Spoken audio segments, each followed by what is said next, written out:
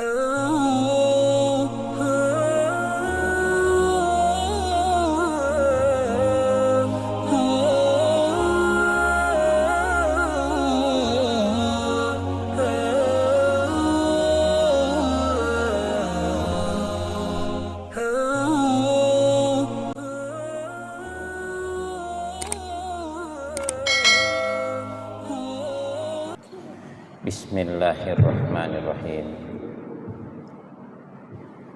Assalamualaikum warahmatullahi wabarakatuh. Alhamdulillah alladzi allama bil qalam, allamal insana ma lam ya'lam. Asyhadu an la ilaha illallah wahdahu la syarikalah wa asyhadu anna Muhammadan abduhu wa rasuluh. Allahumma salli ala Muhammad wa ala alihi wa ashabihi ajmain, amma ba'd. Fa inna asdaqal hadithi kitabullah wa khairal hadyi hadyi Muhammad sallallahu alaihi wasallam wa syarral umuri muhdatsatuha wa kullu muhdatsatin bid'ah wa kullu bid'atin dalalah wa kullu dalalatin finnar. Faqad qala Allah ta'ala a'udzu billahi minasy syaithanir rajim. Bismillahirrahmanirrahim. Wal 'ashr innal insana lafi khusr illal ladzina amanu wa 'amilus sholihat wa tawassaw bil haqq wa tawassaw bis sabr. Wa qala Rasulullah sallallahu alaihi wasallam, al imanu yazidu wa yanqus, yazidu bit ta'ah wa yanqus bil ma'siyah.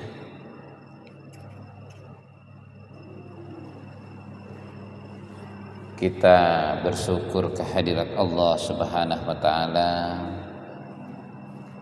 atas segala rahmat hidayah yang telah diberikan kepada kita sehingga kita terus istiqomah berada di jalan yang benar. Dalam salat kita berkewajiban membaca Sab'ul Mathani atau Ummul Kitab atau surah Al-Fatihah. Salah satu ayat yang selalu kita ulang setiap rakaat adalah Ihdinas siratal mustaqim, tunjukilah kami jalan yang lurus. Maka alhamdulillah panggau kanta berbanding lurus dengan permintaan kita, sehingga kita bersyukur bisa selalu mendirikan salat. Dan bagi laki-laki, dua imam mazhab mengatakan wajib berjamaah, dua imam mazhab mengatakan sunnah muakkadah. sunnah yang dipertegas. Salam dan salawat atas Rasulullah sallallahu alaihi wasallam, Nabi yang merupakan penutup pintu kenabian. Tidak ada nabi setelahnya, dan bermutaba'ah kepadanya adalah salah satu syarat diterimanya amal kita. Ya. Kalau tidak salah, pertemuan lalu saya tidak hadir. Ada acara di rumah mulai pagi jam 9 sampai malam jam 9. Ya, jadi ada tamu yang tidak bisa saya tinggalkan. Karena menurut hadits ad-dauf barakatun minallah wa ni'mah minallah. Tamu itu adalah berkah dari Allah, nikmat dari Allah. Man akramat dauf kana ma'i fil jannah. Siapa yang memuliakan tamunya, maka Nabi bersabda, orang itu akan bersamaku di dalam surga. Ya, bagaimana cara memuliakan tamu? Ya, tentu dihadapi dengan baik-baik, dijamu dengan baik-baik sesuai dengan porsinya. Ya, kalau tamu itu dari jauh dan jam makan dikasih makan. Ya. Kalau tamu itu sejenak saja, ya diberikan ala kadarnya. Man lam akramat dauf falaysa minni. Dan siapa yang tidak memuliakan tamunya, maka bukan golonganku, kata Nabi. Jadi kalau Nabi sudah mengatakan bukan golonganku, jangan makin lagi tunggu syafaat dari Nabi di hari kiamat. Ya. Karena yang diakui dan akan diberi syafaat tentulah orang-orang yang memuliakan tamunya, salah satunya, ya, dan masih banyak faktor-faktor yang lain. Pada pertemuan yang lalu kita membahas syarat-syarat sholat. Salah satu syarat wajib sholat adalah telah masuk waktu atau ada waktunya. Nah, waktu yang kita jelaskan lalu itu baru sholat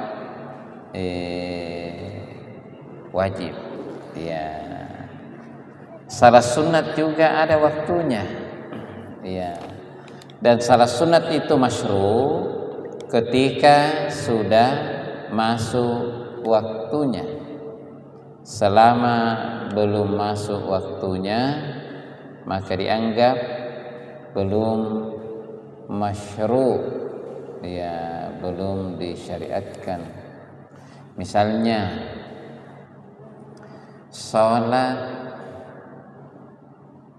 qabliyah. Sholat qabliyah itu waktunya setelah azan.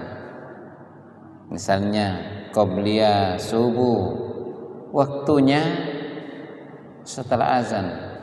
Karena Rasulullah sallallahu alaihi wasallam yusalli qabla subhi idza sami'al azan. Adalah Nabi Sallallahu alaihi wasallam salah sunnat sebelum subuh setelah mendengarkan azan. Ya. Dan salah sunnat itu ya tentu batas akhirnya adalah ketika iqamat. Ketika iqamat itu dalam hadis Nabi sallallahu alaihi wasallam bersabda, "Idza uqimatis shalah fala sholata illal maktubah." Apabila salat sudah diiqamat, maka tidak ada lagi salat kecuali salat wajib. Iya. Salat malam ada waktunya. Selesai Isya hingga masuk waktu subuh. Cuma ada waktu jaiz dan ada waktu afdol. Di awal waktu seperti yang kita lakukan pada salat tarawih itu sudah waktu jaiz, sudah boleh. Kalau ada yang mau fi sulusi akhir al-lail, sepertiga akhir malam, maka itu waktu yang utama. Iya. Lalu yang mana kita lakukan? Tentu tergantung kondisi. Iya, kalau kita mampu di akhir malam itu lebih utama. Tapi kalau tidak mampu, tidak apa-apa, di waktu yang boleh. Kalau tidak salah ingat ya ada riwayat yang menjelaskan Nabi pernah tanya Abu Bakar, kapan salat malamnya? Abu Bakar menjawab di awal malam. Lalu Nabi tanya Umar, kapan salat lailnya? Umar menjawab di sepertiga akhir malam. Lalu Nabi mengatakan Umar adalah orang yang bersungguh-sungguh, sedangkan Abu Bakar adalah orang yang berhati-hati. Iya. Ngapa nih karena bersungguh-sungguh? Karena sukara kini rasanya sepertiga akhir malam. Iya. Nih tonta puna syarat lain nasawa lagi. Hingga puna baraba syarat puna taipaya risinga hanya dendannya. Iya. Orang yang salat di awal waktu menurut Nabi adalah orang yang berhati-hati. Betapa indah jawaban Nabi terhadap kedua kondisi sahabatnya. Jadi waktu awalnya itu salat malam sejak sudah salat Isya sampai beberapa saat masuk subuh. Kalau kita di goa ini dataran rendah, kalau Ramadan setelah salat Isya ada ceramah, baru salat tarawih. Saya pengalaman ceramah di dataran tinggi di Kecamatan Tumbuluk Pau. Saya lihat di Kecamatan Tumbuluk Pau beberapa masjid yang saya pernah datangi, sekalian salat tarawih dulu. Lepas tarawih nampak ceramah. Iya. Kira-kira kalau ditimbang-timbang ini mana yang lebih baik? Mungkin banyak pendapat. Mungkin ada yang mengatakan bagus dulu dengar ceramah, baru salat. Iya. Kagak singkat sampai ke rodo nggak nanti mau pilangnya di ceramah lampang asin. Iya. Ada juga yang mengatakan mungkin bagus salat dulu.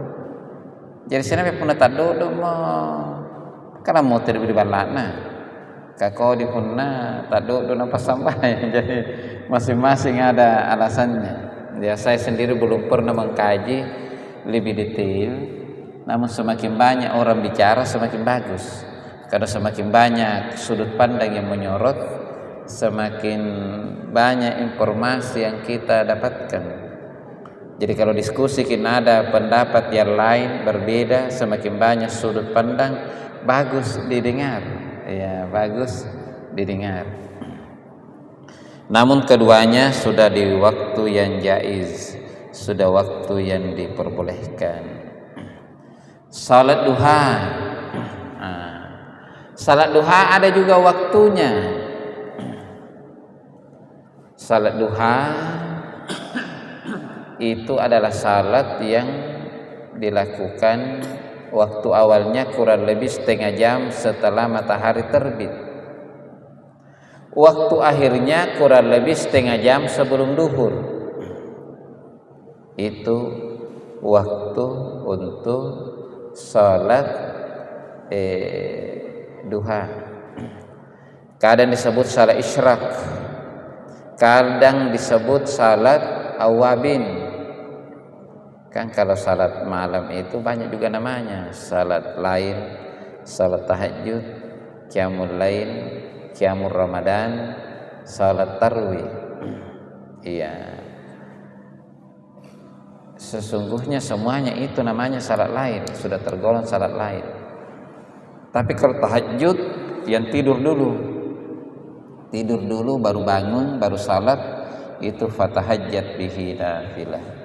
Itu baru disebut salat tahajud. Ya. Kalau salat isyraq atau salat syuruk itu adalah salat duha di awal waktu, ya. Ada juga pendapat mengatakan bukan salat duha, salat lain. Tapi ada juga mengatakan tidak, dia salat duha di awal waktu dengan syarat tertentu. Apa itu syarat tertentunya? Ikut berjamaah. Setelah berjamaah dia tidak keluar masjid, tinggal di dalam masjid, berzikir, mengaji, ta'lim, ya, sampai matahari terbit. Maka setelah terbit dia salat sunat 2 rakaat di awal waktu. Itu namanya salat isyraq. Berarti salat isyraq itu hanya 2 rakaat. Kalau secara umum salat duha bisa 2 hadis sahih, bisa 4 hadis sahih, bisa 6 hadis sahih, bisa 8 rakaat hadis sahih. Iya. Sementara kalau salat isyraq 2 rakaat dan ada syarat khususnya. Nama lainnya salat awabin, salat orang-orang yang bertaubat yang dilakukan, ya. Jadi salat orang-orang yang bertaubat itu bagian dari salat duha. Waktunya ketika anak onta mulai merasa kepanasan. Sesungguhnya itu onta binatang yang tahan panas, tapi karena nampai tahun pinak kudung, ya, jadi sudah mencari tempat-tempat berteduh, ya. Apalagi waktu sholat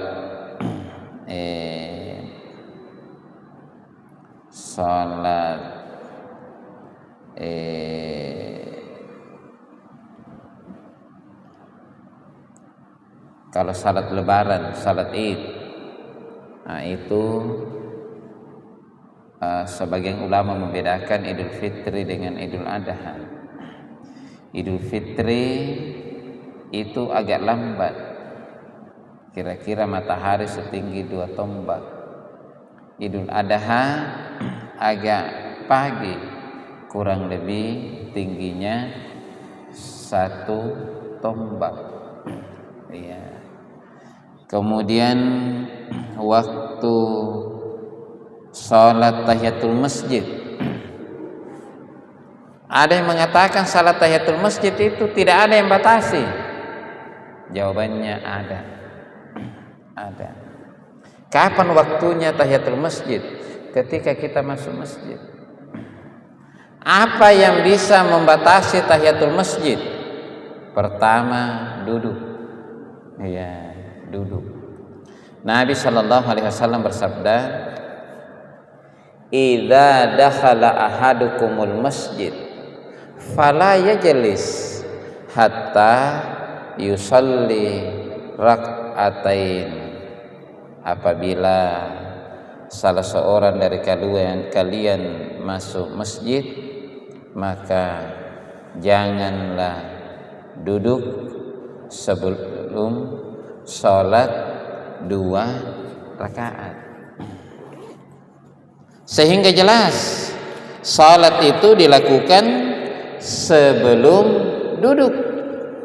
Jadi dianggap duduk itu sudah membatasi waktu sholat tahiyatul masjid. Namun bagian duduknya belum lama, baru sebentar, masih bisa berdiri, baru sholat tahiyatul masjid. Puna baru duduk pak, kecuali puna sallomonya ngandre tokan re Jawa talung batu mi tari-taripan apa leba, ya maka sudah gugur. Tapi kalau baru sebentar tak kalupa nagappa langsung mempo engok lagi apa ku salat tahiyatul masjid, maka masih bisa berdiri.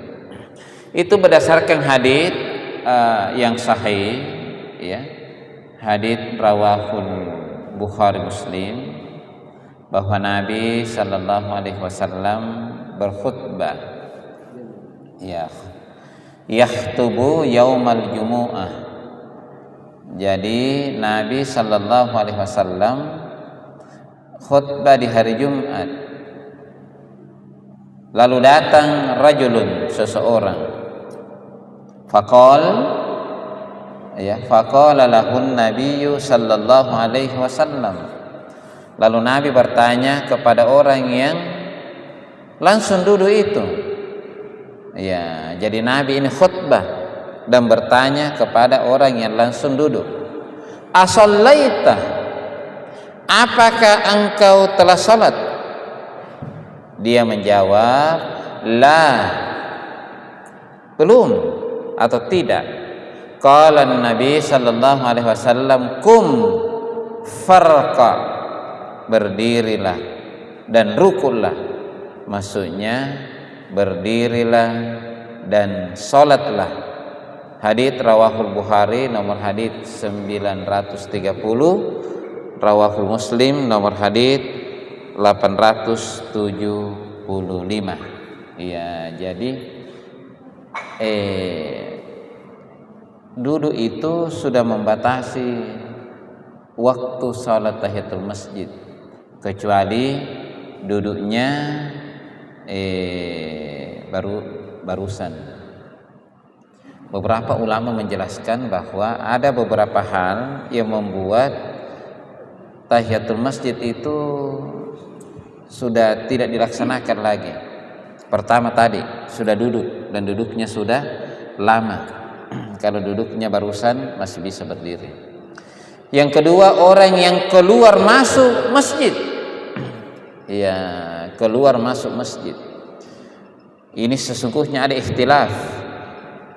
Imam mazhab Abu Hanifah mengatakan orang yang keluar masuk masjid itu hanya 1 kali tahiyatul masjid. Sedangkan Syekhul Islam Ibnu Taimiyah, ya, kemudian Imam An-Nawawi mengatakan orang yang keluar masuk masjid itu tetap boleh tahiyatul masjid. Berarti terjadi ikhtilaf. Lalu yang mana kita ikuti? Berarti yang kita ikuti sesungguhnya tergantung kondisinya. Kalau yang keluar masuknya itu terlalu mepet, 5 menit keluar lagi, masuk lagi. Misalnya orang yang kerja di dalam masjid, tersinampai suruh hingali sing, tami seniran singa, suruh hingali siming, tami seniran siminga, pun tama ngira siming nampak sampai sunnah sing, ya suruh hingali palu-palu nampak tama sampai sunnah kising. Ya, main ngale paku batun tama sampai sunnah kising. Berarti sepertinya ini yang diikuti mazhab Abu Hanifah. cukup satu kali saja. Ya, cukup satu kali saja.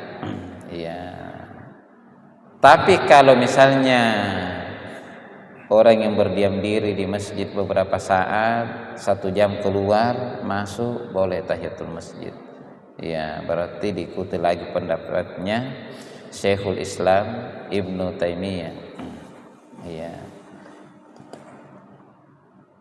Tapi biasanya tukang itu bekerja di masjid tidak syarat tahiyatul masjid, langsung jemaah malu-maluin. Iya, langsung jemaah. Iya, sepertinya bagus juga. Kalau kita kan itu hadis, yang penting masuk masjid. Idza dakhala ahadukumul masjid fala yajlis hatta yusalli. Cuma mungkin mengatakan katanya jangan mempo. Iya. Maksudnya itu fala yajlis itu batasannya. Iya, kalau sudah duduk dan sudah lama jangan lagi. Tapi kalau pekerja itu dari jauh pakaiannya lengkap, lebih bagus salat sunat dulu, baru ganti pakaian, baru bekerja. Iya. Kemudian selanjutnya yang ketiga yang membuat salat tahiyatul masjid tidak dilakukan lagi adalah masuk di masjid ketika diiqamat. Iya. Berdasarkan hadis yang kita angkat tadi, idza uqimatis shalah fala salata illal maktubah. Apabila salat sudah diiqamat, maka tidak ada lagi salat kecuali salat wajib. Berarti qabliyah sudah tidak ada, tahiyatul masjid sudah tidak ada. Kalau sudah diiqamat, itu sudah menggugurkan sunnahnya dulu tahiyatul masjid, maka lebih-lebih kalau sudah berlangsung sholat karena rukuk dan sebagainya, tidak usah lagi tahiyatul masjid, langsung saja ikut. Ya, ini berdasarkan hadis. Ya, Nabi bersabda, idza ji'tum ila salatina, jika kalian mendatangi salat kami, wa nahnu ruku'an farku, dan kami sementara ruku maka ruku. Iya, kalau kami sujud maka sujud. Cuma kalau sujud itu ada sambungannya hadis, wala ta'udduha syai'. Jangan lagi dihitung sesuatu. Jangan lagi dihitung 1 rakaat. Yang keempat yang membuat salat tahiyatul masjid tidak dilakukan lagi adalah ketika kita masuk dan khutbah Jumat hampir selesai. Berarti itu Nabi suruh berdiri tadi karena masih panjang-panjang khutbah. Tapi punna abiri mulai khutbahnya ikat teroko hatib kalibatami khutbah, maka tidak usah lagi. Mungkin ada yang mengatakan katanya ini singkat abiri milih bayar katanya Ustaz. Ada juga ciri-cirinya. Biasanya pun doa mau pilih ada kepinro mulahana terakhir, berarti itu sudah dekat. Terakhir atau yang kelima yang membuat salat tahiyatul masjid itu sudah tidak atau tidak dilakukan, kalau kita masuk di Masjidil Haram dengan niat tawaf, maka kita langsung saja tawaf. Itu dalam hadis sahih, Nabi dan sahabat-sahabatnya masuk ke Masjid Haram tawaf, langsung tawaf tanpa salat dulu. Iya. Bagaimana dengan orang yang sudah tinggal di sekitar Mekah, masuk untuk taklim dan sebagainya, apakah salat sunat? Jawabannya tetap salat sunat tahiyatul masjid. Ya, kalau bukan untuk tawaf. Ya, saya kira ini pengembangan sedikit tentang waktu-waktu atau batasan-batasan salat. Ya, tentu belum seluruh salat kita bahas, namun kita buka dulu baba tanya jawab. Ya, mungkin ada yang ingin bertanya, disilahkan.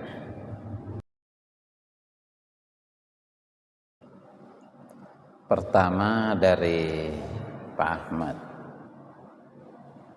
Pak Ahmad ini Pak Gandeng. ya, pedagang, ya. Jadi beliau ingin salat duha, tetapi waktunya mepet, ya. Kesingkatan laku baluk-balukannya. Jadi tidak salat tahiyatul masjid, langsung saja salat duha. Jawabannya boleh. Karena hadits hanya mengatakan fala yajlis hatta yusalli. Jangan duduk sebelum salat. Nah, kita tidak duduk langsung je salat. Iya, jadi kita tidak terkena nahyu. Tetapi andaikan ada waktu dan tahiyatul masjid dulu baru salat duha, maka tentu itu lebih utama. Jadi ada yang boleh, tapi ada yang lebih utama. Ya, cuma mungkin kan kadang kita janjian, nah itu sambalut telat lampai, ya maka boleh saja seperti tadi. Kita tidak melanggar, ya kita tidak melanggar.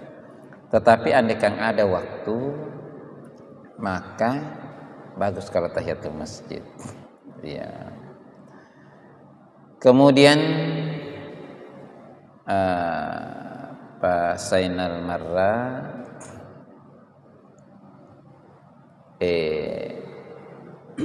kita tarik dulu ke umum, masuk masjid pas azan. Kalau kita masuk masjid pas azan, apakah kita langsung sholat atau menunggu? Jawabannya ada dua kondisi. Kalau azannya bukan azan Jumat, misalnya azan duhur, azan asar, maka lebih utama mendengar dulu azan, baru selesai azan kita berdoa, baru salat sunnat. Berarti dua sunnat yang kita dapatkan. Sunnah mendengar azan, karena Nabi sallallahu alaihi wasallam bersabda, ya, idza sami'tumun nida faqulu madza yaqulul muazzin. Apabila kalian mendengar azan, maka dengar dan ikuti, katakan apa yang dikatakan oleh muazzin. Amarnya irasyidin, sehingga sunnah. Berarti dua amalan sunnah dia dapat, salah sunnat dengan sunnah mendengarkan azan. Itu kalau bukan azan Jumat, azan duhur, azan subuh, azan asar. Tapi kalau azan Jumat kita masuk, lebih utama kita langsung sholat sunnat tahiyatul masjid. Karena mendengar azan adalah sunnat, sementara mendengar khutbah adalah wajib. Sehingga mendengar khutbah didahulukan daripada mendengar azan.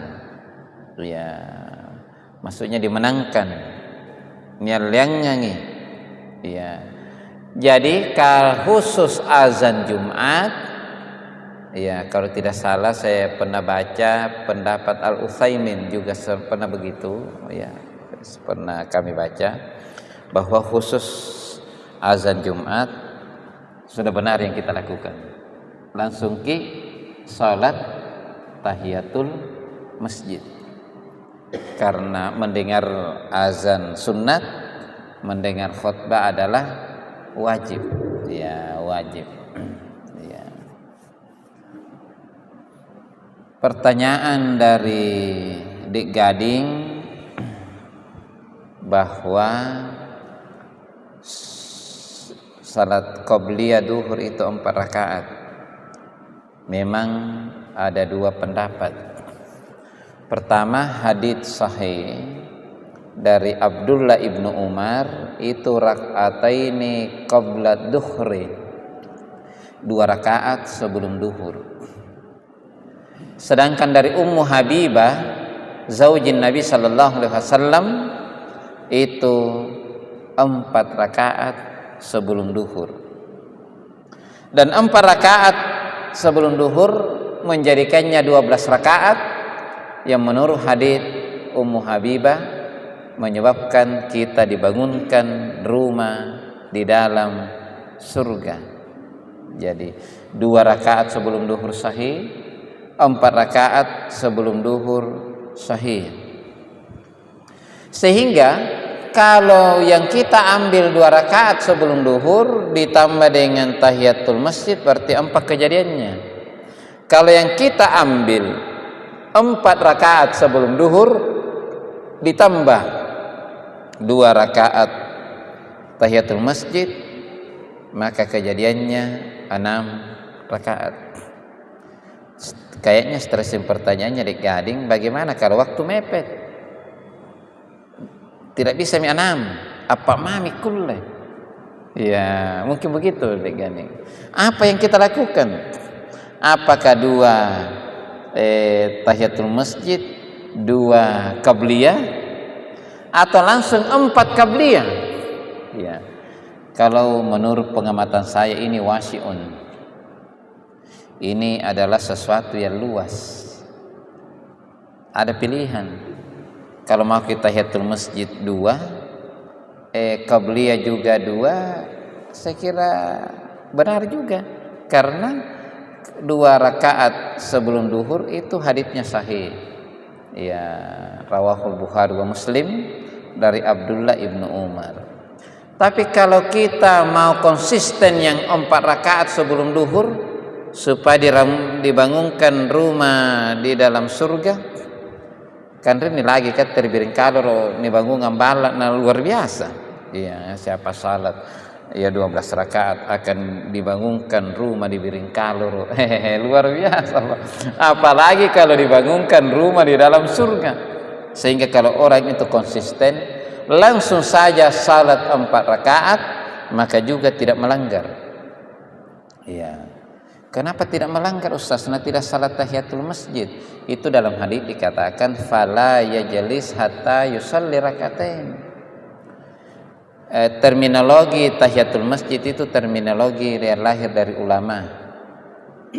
Ya, kan ada nama salat berdasarkan hadis. Misalnya salat lail, salat duha, itu memang nama salatnya ada dalam hadis. Sedangkan salat tahiyatul masjid itu tidak ada dalam hadis kata-kata tahiyatul masjid, hanya terminologi.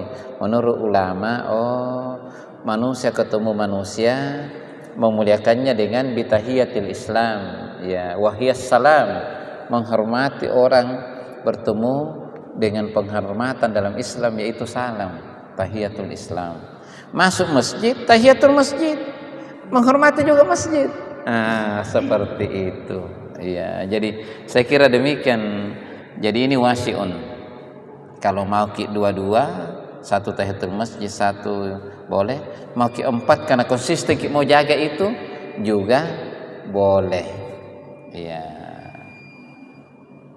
Mungkin masih ada pertanyaan? Kayaknya ada yang saya lupa. Oh, iya, disilakan. Seperti agak maju waktu bisa sekarang nih. Ya, agak maju. Jadi biasanya itu pertanyaannya dapat rakaat atau tidak, tapi bukan itu ditanyakan. Yang ditanyakan takbiratul ihram langsung ruku, takbiratul ihram sadaqah baru ruku. Jawabannya dua-duanya boleh, ada pilihan. Ya, kalau tidak salah saya bin Bas pernah menjelaskan itu, bahwa boleh takbiratul ihram sadaqah baru takbir ruku. Boleh juga takbiratul ihram baru langsung ruku. Iya. Kalau itu memang langsung sesuai dengan teks hadis. Ya, idza ji'tum ila salatina. Jika kalian datang dan kami sementara datang ke salat kami, ya, wa nahnu ruku', dan kami sementara ruku, farku, maka rukulah. Ya. Cuma karena at-tahrimuha takbir, pembukaannya adalah takbiratul ihram, maka buka dulu salat baru ruku. Cara membukanya adalah takbiratul ihram. Kalau saya mengikuti itu pendapatnya saya bebas. Boleh. Kalau baru ruku masih ada kesempatan sedekah baru ini. Tapi pun nanti ini sing kada baru ruku, boleh langsung Allahu Akbar langsung ruku. Iya, karena teks hadisnya seperti itu. Ya, saya kira demikian. Ya, insya Allah kita lanjutkan pada pertemuan selanjutnya. Syukran jazilan ala husni ihtimamikum. Nasrun minallah fathul qarib wa basyiril mu'minin. Assalamualaikum warahmatullahi wabarakatuh.